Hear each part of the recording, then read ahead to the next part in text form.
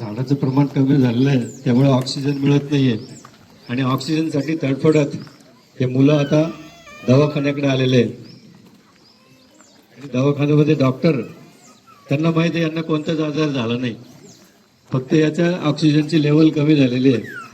आणि ऑक्सिजनची लेवल कमी झाल्यामुळे आता त्या मुलांना शाळेत तर यायचंय, दप्तराचं पण ओझ आहे.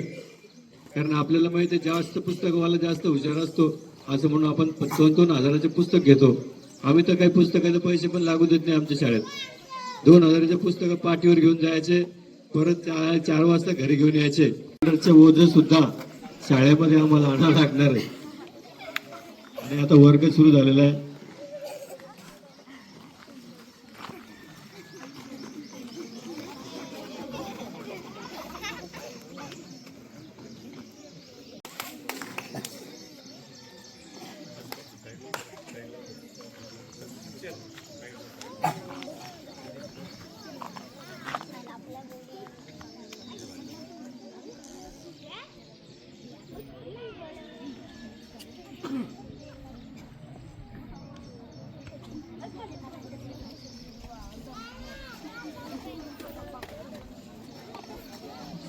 प्राऊड करा.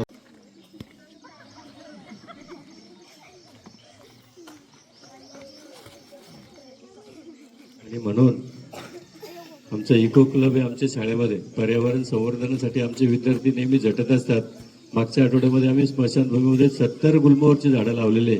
फक्त आपण त्याला जाताना तोडू नका किंवा त्याचं जतन करण्याचं काम आपण करायचंय.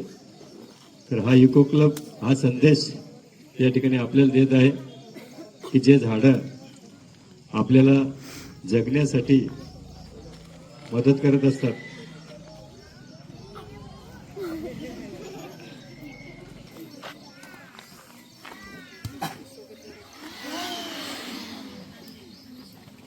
आपल्याला ऑक्सिजन साठी भटकावं लागेल, तर आपण झाडे लावा आणि आपली पुढे येणारी पिढी वाचवा.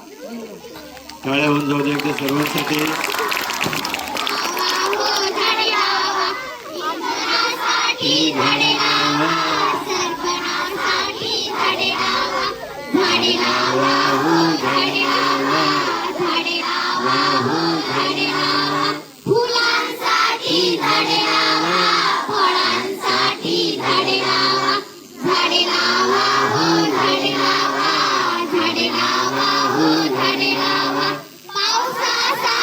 झाडे लावा, सावलीसाठी झाडे लावा, झाडे लावा.